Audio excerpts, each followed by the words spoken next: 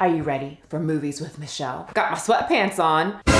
Y'all, I didn't notice that the girls were creeping out to play today. So if you see little censored things on my chest, just know that something's popping out, like a little jump scare that I don't want you to see. Hi, welcome to Movies with Michelle. We are in the spooky room today because it's a spooky movie, a spooky bad movie that got around 1 to 2, maybe 3 stars from many different movie review pages, but it's a classic. Pet Sematary, that's how it's spelled. I see you grammar police wheeling into the comment section with your cop cars to correct it, but it's intentionally like that. Calm down. And let's watch a movie. Everyone have their sweatpants ready? Good, let's start.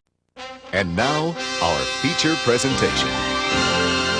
So the scene opens up like any scary movie. Beautiful family moving into a new house. And when I say new, I mean old and creepy. And for some reason, they're very excited about it.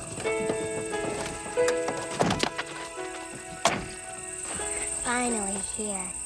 Yeah. The whole family is very happy to move into this new old house. It's gorgeous. I do have to say, it is not ugly and it's not as creepy as the other movies. It's got a very cool swing for the girl so that she can swing. Ellie! Not anymore. But for the little 1 to 2 year old son, a nice road that trucks constantly speed on through that he keeps eyeballing heavily. Cat. So Gage, the son, walks his little baby bare feet right into that road. Gage! The mom was too slow. No, he didn't die. This is where their neighbor, Judd Crandall, runs in at the nick of time, right before little baby Gage gets ran over by a Mack truck. Like 30 seconds into the movie and we're already having a hero. Don't, my friend. Not in that road. Gage! And just like that, Judd becomes part of this family rather quickly. I mean, he did just save their youngest and smallest child that they decided to leave by a road. Spoiler, they aren't the best parents, but they do their best. They do their best. So Judd warns the parents, Rachel and Lewis, that this road is extremely dangerous. Huge, big trucks come speeding on through, not looking where they're going, and definitely not stopping for nothing, not even babies. I live just across the road. You want to watch out for that road. Them damn trucks go back and forth all day and most of the night. Okay, a little break from the movie. I didn't know who this was when I watched the movie originally, but South Park references him all the time. I know what you're thinking. He's gonna tell me not to go down that road. I absolutely love it. So the family gets all settled in. The kids are put to sleep. Everything is very, very peaceful. And the dad decides to just take a little walk in his new neighborhood at night. And he notices a path. Oh yeah, they have a cat, I forgot to tell you. So Judd is outside just on his porch. You know them country folk, y'all are always porching it, little porch people, always sitting out there. And that's what Judd was doing, and saw Lewis across the way and invited him over for some porch beer and to talk about the road. Yeah, that's one mean road, all right. So you know you live in the country when the hot topic is a dirt path or a street. He's not fond of both of them because the road there, let's just say, leads to something called Pet Sematary. And it's called Pet Sematary because so many pets and animals get hit by the Mack trucks coming down that road where the truckers aren't watching. There's that damn road. Uses up a lot of animals.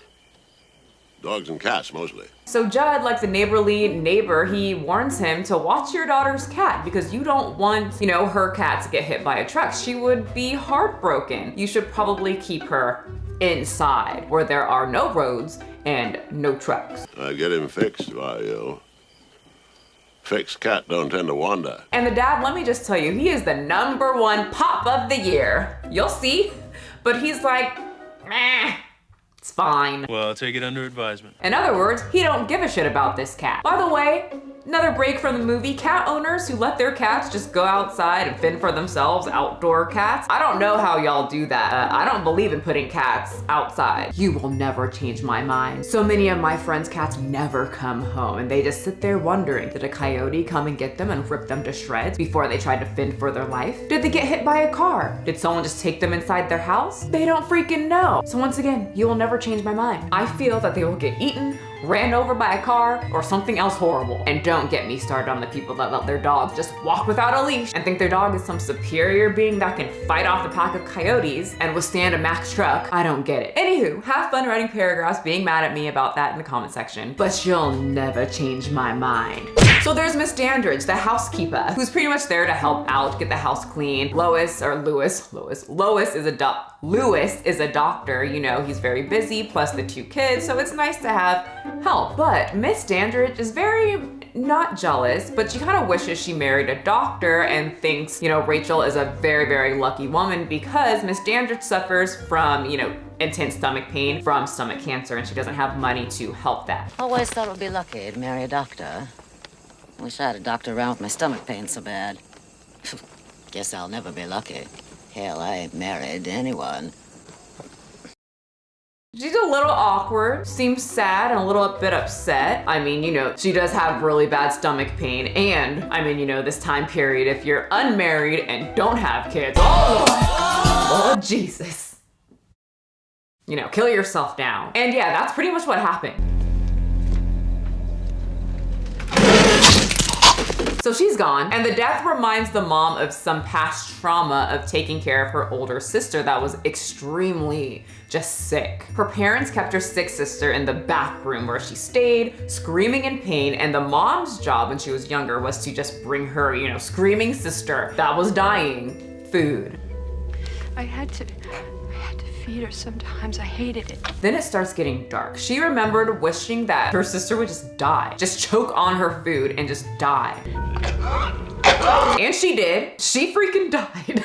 And the wife ends the story with how she ran out the room and her family thought that she was bawling because she witnessed, you know, her older sister's horrible death. They thought I was crying.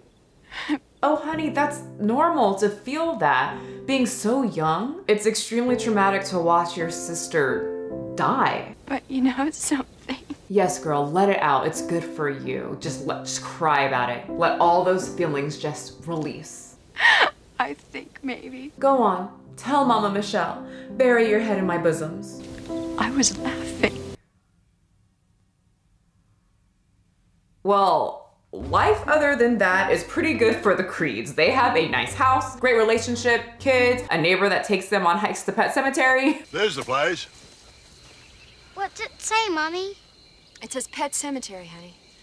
It's misspelled, but that's what it says. And for some reason, he just has to show the family where he buried his dog Spot. That's where I buried my dog Spot. But the little girl, her name is Ellie, the one that fell off the swing. Sorry. I should not laugh at kids, but she's acting, so it's fine. Anyway, she's very excited to be in the cemetery. Daddy, look! This one's a goldfishy! Until Judd decides to tell her what exactly a graveyard is. And he really breaks it down to the kid so she can understand that goldfish is dead, gone, obliterated. You know what a graveyard really is? Well, I guess not. It's a place where the dead speak. And now Ellie has all these questions about death and her cat. Because her cat is a cat, which means it's an animal. Is Church her cat going to drop dead and be buried in Pet Sematary like that goldfish? Daddy, what if Church dies? But Lewis, you know, dad of the year, reassures her that Church is going to live, you know, for a while. Church might still be alive when you're in high school.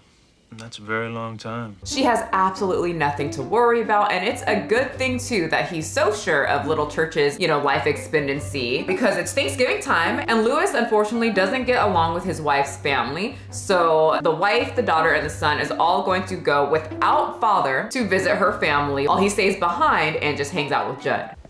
I don't like to think of you rattling around the house on Thanksgiving Day. That's supposed to be a family holiday, Lewis. That's why you're going with the kids and without me. And right when his family leaves, the cat just gets ran over by a truck. And for someone who promised and spoke as fact just yesterday that this cat would be alive well into his daughter's high school years, he is very unfazed that that same cat that he was talking about just yesterday is now flattened on the street. Yep. That's Church, all right. Sir, I think you wanted this to happen. Even talking about the cat after it passed away, he just gives off the impression that it was more of a burden. Maybe when they call, just tell her I haven't seen the damn cat around, you know? But Judd, Neighbor of the Year comes up with a great idea to bury Church in Pet Cemetery, but not just any place in Pet Cemetery, a specific place. So he takes Lewis on an even deeper hike to this special location where the dad doesn't question absolutely anything, and his face looks like this, like the whole time, until he falls.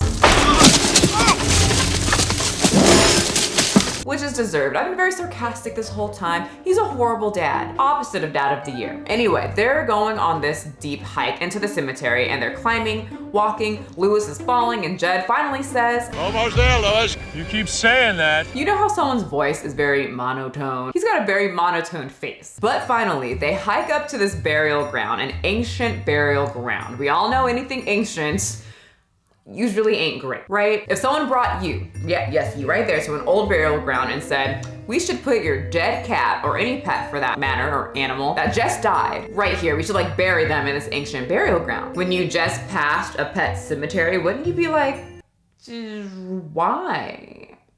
Why didn't we just bury him over there in, you know, the pet cemetery? And he does ask. I brought you here to bury Ellen's cat. Why, for God's sake? I said, why, Judd? I had my reasons. So wouldn't you leave? Even if you're not superstitious or believe in, you know, death coming back to life or religious, you know, wouldn't you be like, yeah, no thanks. You brought me all the way up here and you can't tell me at least like one reason? But he ends up burying him, not Judd. Judd hands the dad the shovel and was like, you gotta do it. While Judd smokes a ciggy with a smile. Weird shit starts happening. So Lewis, like I said, is a doctor, and a badly injured man named Victor Pascal completely just knocked out from being badly injured after being hit by an automobile. Brains are spilling out. He got hit by a truck. God, his head. Comes into his line of work and he's like, that guy's dead, but I can try. And before Lewis starts to, you know, do his doctor stuff to see if he can help Victor, Victor wakes up and spits in his face. I know he's dead. I know he's dead or about to die, but I would be very upset by this. But before Lewis could even really get upset, grossed out, or angry, Victor starts rambling at the mouth, full-on conversation going on, warning him about certain events that are coming and even knows his name. The soil of a man's heart is stonier, Lewis. So after that, Lewis is a changed man. He was very traumatized and starts seeing Victor in his house. Come on, Doc. We've got places to go. And he follows him. I don't care who I see in my doorway. If a dead person, animal, bug shows up and is 1, watching me sleep, creepy, 2, tells me to wake up, rude, I have work in the morning, I need at least minimum 5 hours, and 3, tells me to get out of bed and fall. No. People in movies always follow. No, I'm not following a ghost, but Lewis does, and Victor leads him down the path outside their house and into the woods near, you guessed it, Pet Sematary, but he doesn't go in. He brought Lewis all the way out of bed and down the meadow and through the woods to tell him not to go into Pet Sematary. I want to wake up, that's all. Don't go on, Doc. No matter how much you may feel you have to, do not go on to the place where the dead walk. A little too late, Vic. He already buried the cats. And then freaking Judd, after this whole thing, rushes over and says, hey, by the way, don't tell anyone what we did last night, not even your daughter, and starts rambling off about women and secrets and hearts. What we did, Lois, was a secret thing. Women are supposed to be the ones who are good at keeping secrets. But any woman who knows anything at all will tell you she's never seen into a man's heart. So what is he going to tell his daughter that asks, How's church, Daddy? yeah, Dad, how's Church? The cat that you said that would live until I'm well into my high school years. I guess he's just fine, Ellie. I haven't seen him this evening. Yep, the old I haven't seen your cat trick. We love a man that can own up to his mistake. And you know what? I have to eat my words because he didn't lie. Church is just fine. He might have glowing eyes, but he's alive. So now he doesn't have to break his little girl's heart anymore. Cat still hates him, did not get humbled after death. So Lewis goes to Jed's house because, how the hell did this happen? The cat was clearly dead. He peeled it off the grass. It was flattened, unresponsive. And the dad starts to convince himself that maybe he was just still alive. I'm not a vet. It was dark. And it woke up while it was under all that dirt that they covered him in that ancient burial ground. And then the man that took him to this ancient burial ground, Judd, decides to tell him a little story of when he was a boy about his little dog Spot that got caught in barbed wire and died. Judd, come and get your dog! He stinks to the ground you buried him in! Judd! Spot came back all right. It was never quite the same dog that I knew.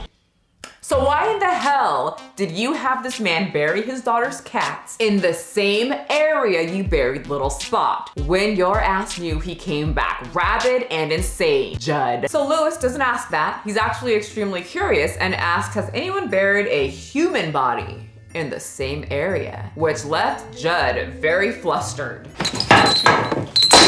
Christ on his throne, no. Whoever would.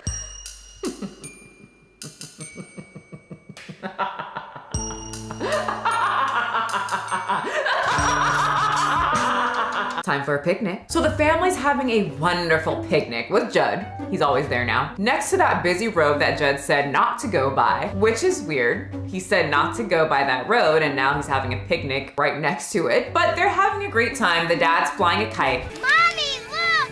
Go, Daddy! And the dad's like, ding, I have a great idea. You, smallest one, my son, come, fly the kites. Here you go, buddy. So little wobbly Gage wobbles on over and flies the kites. Very cute moment for the family. You're flying it. Here's the kite! And then there's some random fat guy, they had to make him fat, just jamming out to some music on the exact road Judd said to stay away from.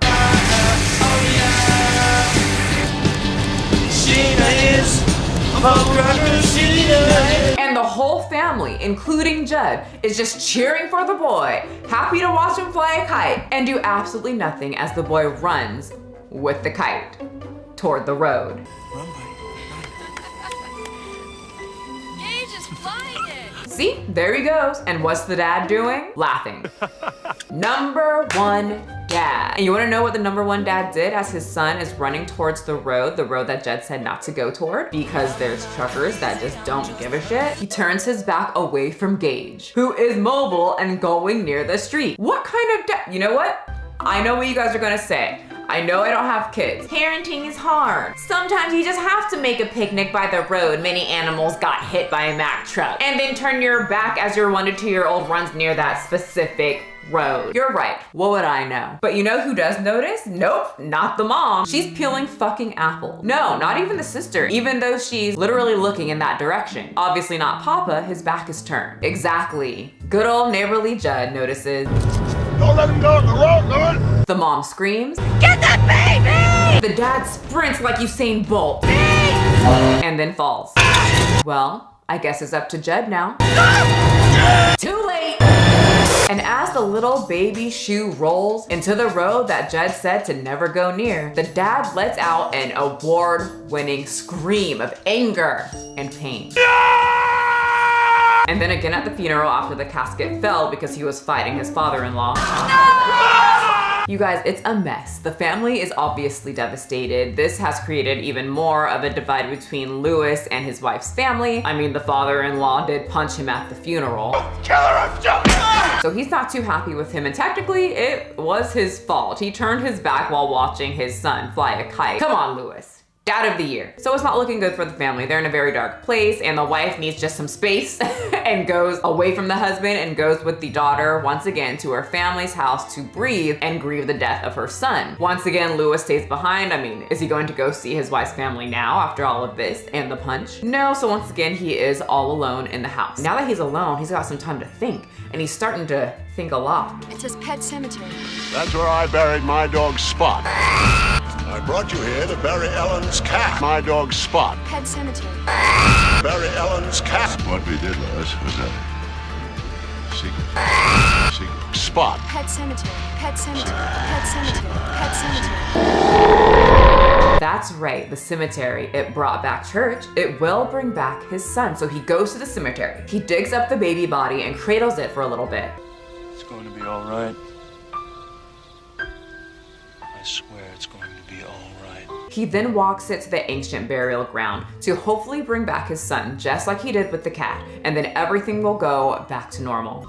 Come back to me, Gage. Which, what is he gonna tell everybody? No one else saw that the cat got ran over except for him and Judd, and they did, the deed, not having sex. They went to the ancient burial ground and dug. Everyone saw that that baby died, so how would he explain this? But whatever. Rachel, his wife, who is now at her parents' house, is feeling very uneasy with leaving Louis home alone during this, very traumatic time. She doesn't think that she should have left him by himself. And something is even telling her to go back. And things are getting really weird. Even over at her parents' house, the pictures on the wall are like shifting. She's seeing her sister again. Gage, and I will get you.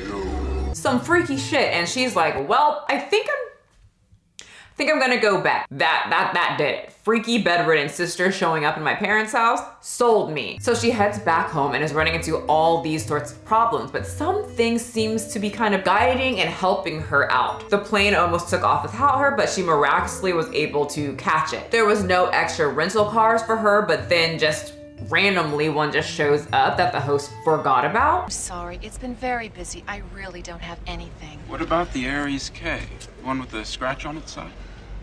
I do have an Aries K. That's right, good old Victor Pascal is her invisible zombie guardian angel who helps her out until she gets to the house, where Gage is waiting for her. But first, he's got to take care of that damn neighbor Judd. And little baby just goes for the ankles. Where did you And once Judd, who is 6'5", is immobile, the about 2-foot baby takes advantage of the fact that Judd can't walk, can't get up, he can't even fight back for some reason. Judd just lays down on the ground and lets little zombie baby munch on his neck.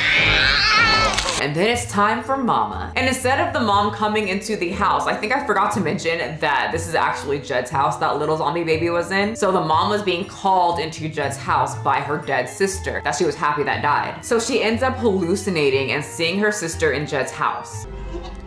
Never get out of bed again. She finally comes out of this hallucination and sees little baby Gage with a top hat and a cane.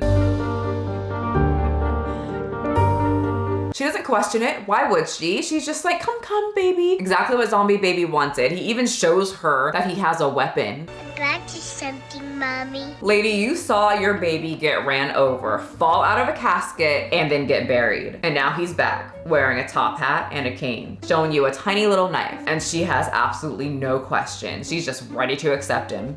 Oh, Gage, Gage. She's a very good parent, very modern. They just accept their kids how they are. Zombie baby, yeah, that's fine. That's why I'm not a mom. Even as a pet mom, you come back from the dead, you're getting punted. So obviously Mama died. She's dead. Gage got her. And the dad, he's been asleep this whole time. Finally wakes up.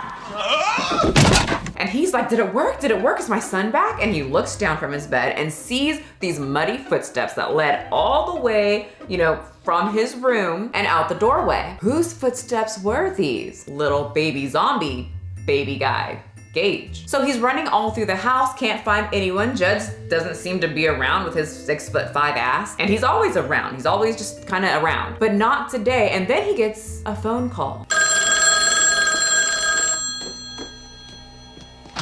Darling, I told you I can't talk to you right now. Alright, just Daddy. Will you come over and play with me? And he is pissed, y'all. He knows baby zombie Gage is up to something evil, so he comes up with this serum that's supposed to put zombies asleep. He finds Church and tests it out on the cat. I think he was pretty happy that that cat died again. He knows he never liked that cat, and that cat didn't like him either. It was a very mutual relationship. Well, now he's ready to put his son to rest. He's caused enough havoc at this point. So he ends up going to Judd's house, and he's walking through the house trying to find Judd to let him know what he has to do. Since Judd kind of introduced him to the whole pet cemetery thing, he knows that it brings back at least animals. So he's walking through Judd's house like, Judd, where are ya? Where are ya, buddy? Do you want to battle my 1-year-old zombie son? But Judd obviously never responds, and Lewis finds out why. And then after he gets himself together, gets up and walks down the hall, his dead wife's body almost falls down on him. He is not having a good time at all, and it is time to kill Gage. Again. Like I said, he did kind of get him killed the first time. And did you ever think, that's why Gage is killing everyone? The cat never killed anybody. The worst thing she ever did was scratch Lewis's face, which she did when she was still living. Gage is literally attacking all the adults at the picnic table that should have been watching him. This is the theory. And Gage is pissed. He flings his body at his dad. Knocks the syringe out of his dad's hands.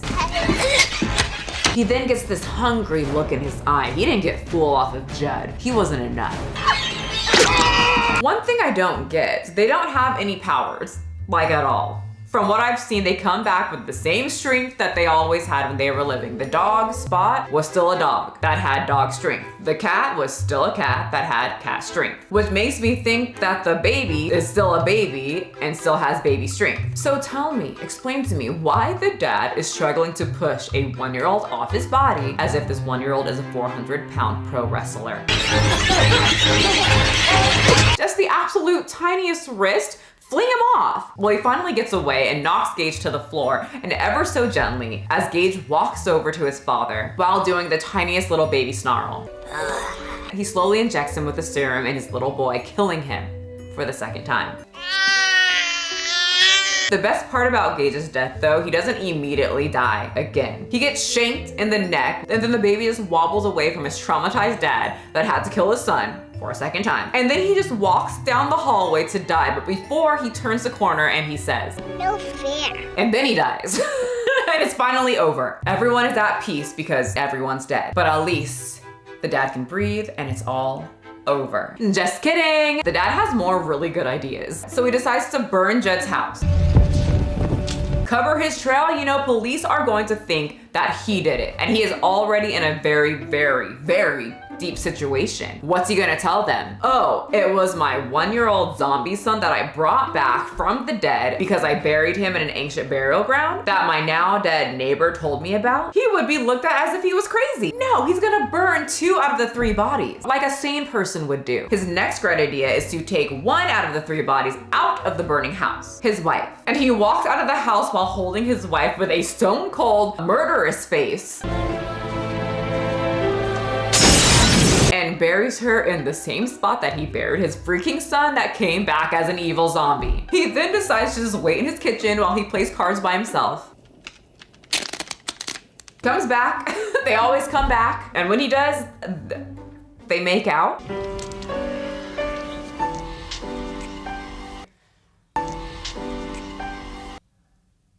Goop just fell out of her eyeballs, but this is love. So this is love. And while they're having this passionate kiss, she picks up a knife and the only person left out of this very happy family of 4 that moved to this small town was little Ellie Creed. Not only did little Ellie lose her cat, but she lost her mom, her brother, Judd, and the #1 father. Thank you guys so much for watching this movie with me. If you enjoyed it, subscribe. We have another one coming this week because I missed it last week. I was getting some other videos done on my other channels, which are all linked below. Once again, thank you so much for being here. Me and the girls love when you come, and they thank you deeply. And I will see you guys in the next movie with Michelle. Oh, that was so much fun. I love that movie. Oh. Hi, Rigby.